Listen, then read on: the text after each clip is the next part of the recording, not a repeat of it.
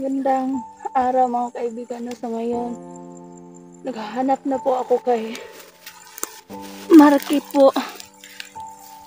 Ako.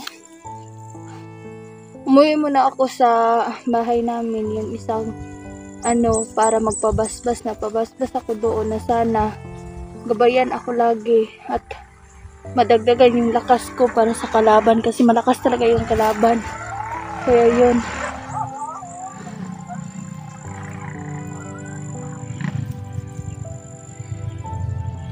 Kung may napapansin kayo, may narinig kayong motor, malapit lang kasi ako sa kalsada ngayon. Wala ako sa as in bundok na bundok talaga kasi nararamdaman ko na si Marky dinala lang malapit lang sa hindi talaga sa napakabundok, yung napaka masukal na bundok. Kaya yun. So ngayon wala naman akong nararamdaman na kakaiba na may kalaban na paparating. Kaya nagpapahinga muna ako dito mga kaibigan na so yung may dala akong pagkain tsaka tubig, yung biscuit pa panawid gutom. Tapos dito na ako kung saan ako makaano ngayon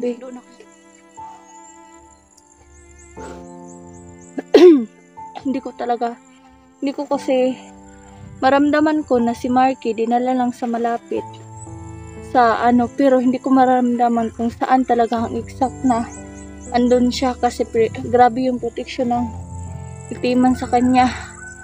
Pinarusahan na naman siya. Naramdaman ko na pinarusahan siya. Sa ngayon wala akong naririnig na kakaiba. Ipakita ko sa inyo yung ko ngayon. Yan. Ewan ko bakit may cellophane.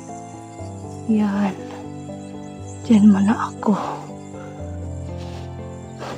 Yan. Napakaaliwalas ng paligid mga kaibigan no. Ayan o. Napakatahimik. Ayan. Uulan na siguro. Kasi ang tingnan nyo. Parang uulan. Tsaka ang lakas din ng hangin ngayon mga kaibigan eh.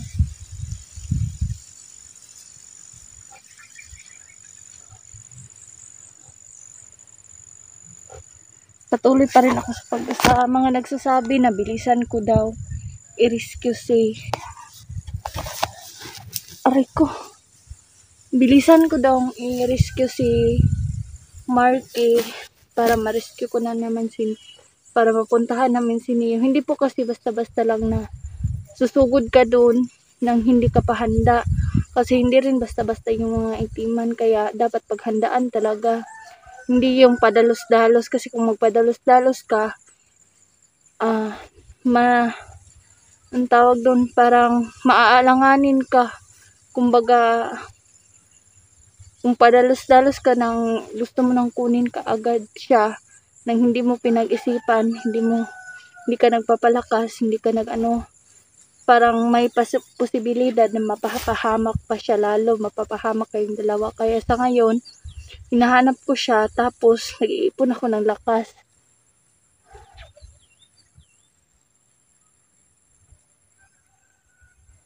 Nag-iipon ako ng lakas para kung sakali may makasalubong akong kalaban na hindi naman sa matatalo ko. Alam ko naman na matatalo ko sila, pero hindi ako manghihina kasi naipon yung lakas ko, yung buong lakas ko.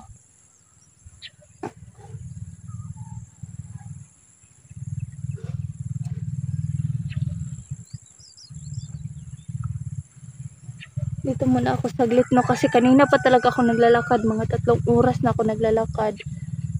Dumaan ako doon sa bundok, napakabundok. Hindi na lang ako nag-video kasi parang pa din kahit na nilagyan na ng gamot.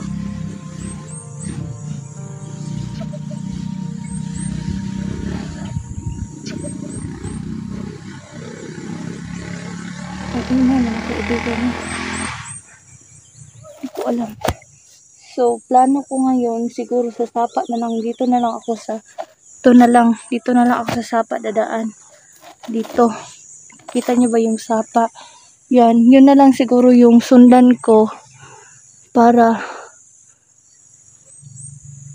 di ko talaga, sa totoo lang mga kaibigan, no, di ko talaga alam kung saan siya hanapin. Kasi nga, grabe, sabi ko nga, grabe ang protection sa kanya ng mga itiman. Nagpatulong na rin ako sa kambal ko. Humingi na rin ako ng basbas sa kanya. Tutulungan niya ako. Pero sa ngayon, may ano din siya, may mission din siyang tinatapos. Kaya hindi niya ako matutulungan kung ano, kasi umalis pa yung kambal ko. May mission siyang tinapos. Pagbalik niya dito, alam niya kasi yung exact location kasi ano naman siya, madali niyang matuntun yun. Kaya pagkatapos niya sa mission niya, pagbalik niya, pupuntahan talaga namin yung kinaroroonan nila para makuha na namin si kaibigan Marky, no, kasi kawawa naman siya. Tsaka yung pamilya niya, tinawagan ko na yung asawa niya, umiyak. Kaya sana ma-rescue ko kaagad yung ano. So ngayon, sana nga may makasalubong akong kalaban or may makita akong kalaban para tanungin or pahirapan ko talaga siya para ipagbigay alam sa akin kung saan nila dinala si kaibigang Marky, no. Buti na lang hindi na mainit kasi kanina sobrang init na naglalakad ako kaya hindi na ako nag-video mga kaibigan, no, kasi para na talaga ako ng sa init. Ayan na. Yan, oh.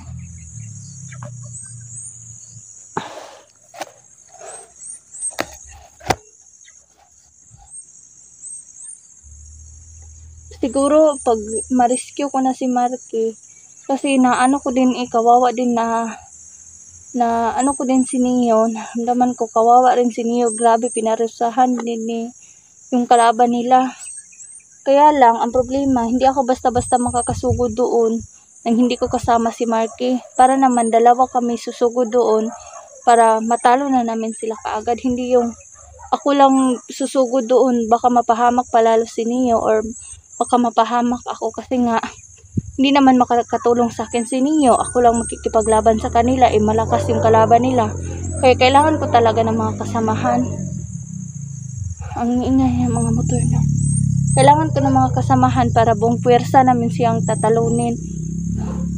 Grabe na yung ginawa nila, no. So sa ngayon focus muna talaga ako kay Marky. Kasi nga kawawa din si Marky. Hindi man namin maipakita ako ano nangyari sa kanya. Pero nararamdaman ko pinahirapan talaga siya. Grabe. Kasi nga nung may nakaaway akong napatay ko dati na kahapon na nung kinuha siya, ang sabi hindi nila ibibigay si Marky sa akin kapag hindi ko rin binigay sa kanila yung mutya namin at saka yung bata, kasi yung bata alay nila yan. Yung bata, sa mga nagtatanong, no, mga kaibigan, yung bata okay na po yung bata. Anong tawag doon, kailangan niya lang pong magpahinga palalo. Tapos init na naman. Tapos kailangan ko pa mahanap yung mga magulang niya kasi iyak siya ng iyak. Nahanap niya mga magulang niya. Inalagaan naman kasamahan ko yung bata. Kaya lang, ayan, oh. Tingnan niyo yung ibon, oh. Wow! Oh, wow! Pinaglaruan talaga ako ng ibon na to. Tingnan niyo mga kaibigan, ha. Tingnan niyo. Nawala siya eh. Pinaglaruan ako ng ibon. Nawala na. Ang saya niya pa. Sige. Hindi ko na natuloy. Yung bata mga kaibigan, no, okay na siya. Hanapin ko pa yung mga magulang niya. Tapos ibabalik ko na siya sa kanila. So ngayon, off ka muna ako no, kasi tuloy muna ako sa paglalakad ko. Hindi ko lang ipakita sa inyo para naman hindi makita ng mga kalaban. Update na lang po ako kung saan ako makarating, no, mga kaibigan. Hanggang dito na lang muna, no. Salamat. Maraming salamat nga pala sa mga tumulong, sumuporta at nag-alala sa amin. Salamat po sa inyong lahat. Hindi ko man kayo maisa-isa, pero maraming salamat po. Huwag kayong mag-aalala, tutulungan po namin silang lahat. Yun lang po mga kaibigan, no.